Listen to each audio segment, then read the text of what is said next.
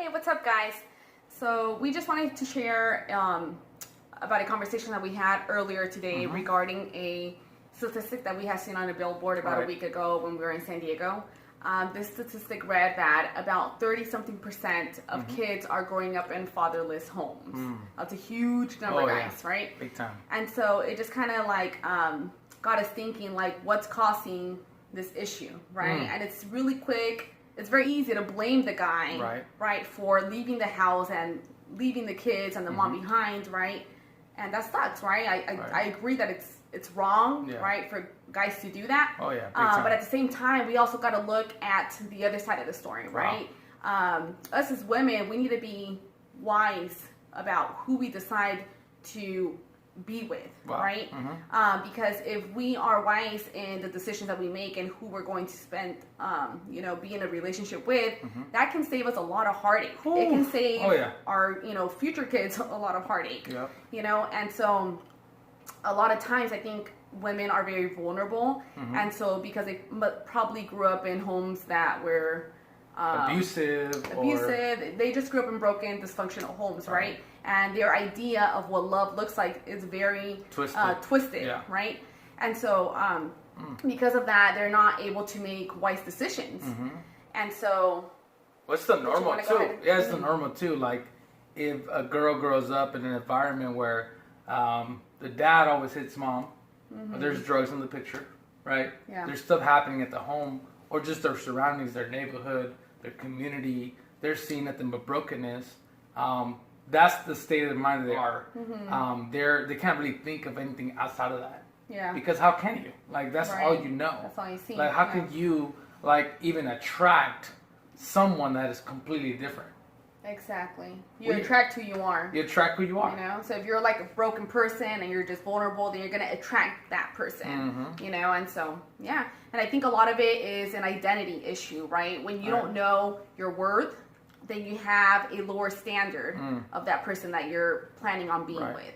And so I feel like us as women, we need to... Gotta be picky. Yeah, you gotta be picky. You have to be picky of who you're going to be with, and there's nothing wrong with that. There's nothing wrong with being picky.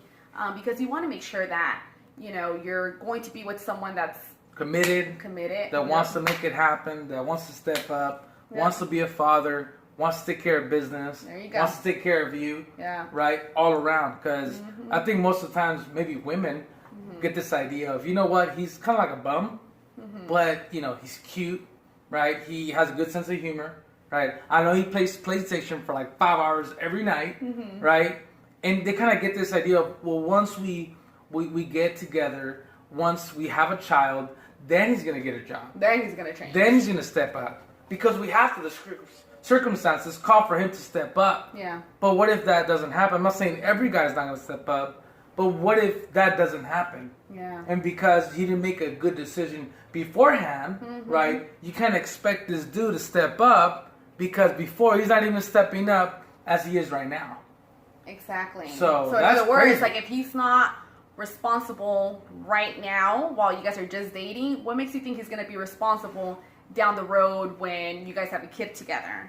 And so that's something that, you should ask yourself. Like if if you're going out with a guy right now and there's certain things that sort of, there's themes in the relationship that raise a red flag, look at those red flags and really examine the guy, and just ask yourself, is this a guy that is husband material or father material? Right. There's nothing wrong with asking yourself that. You want to be picky. You want to have high standards, for that guy that you're planning on being with, and I think a lot of guys say, hey, this girl's just a gold digger, right? Because just asking about my job, how much I make, but there's nothing wrong with that.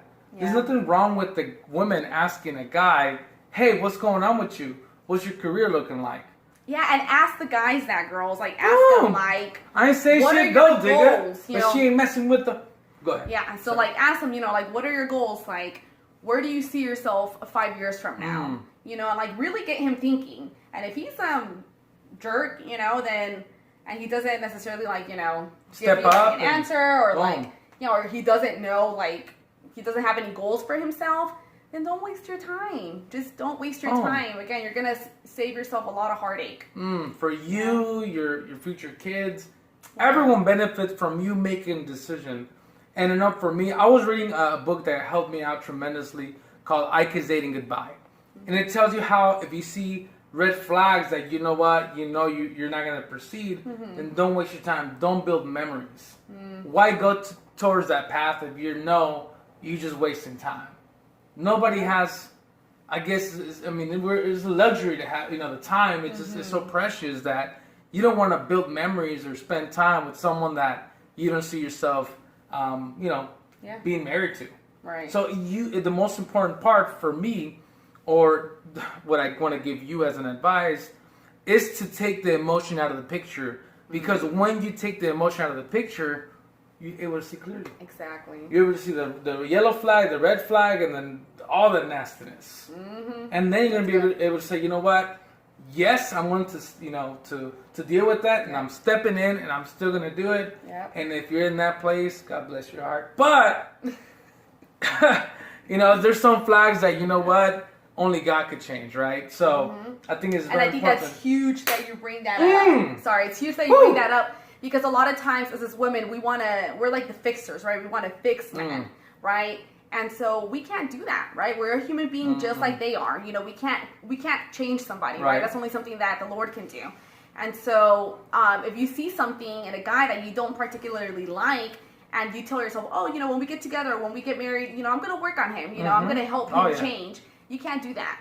There's you're asking for a lot of trouble that you could avoid. Yeah. You can't change the person. Only God can change the person. Right. And so, if you see something in the guy that you don't like, or you see something in him that it's gonna really trouble you, like later on, then just don't proceed. Yeah. Don't go forward.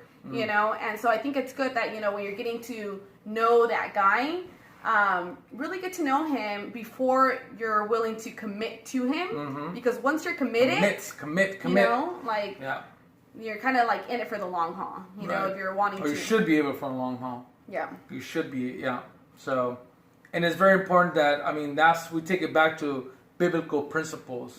Not to have sex before marriage, and keeping yourself pure is very important to do that. Again, that is almost like a bad thing now that, hey, you have to have sex, and then hold up with the commitment. Yeah.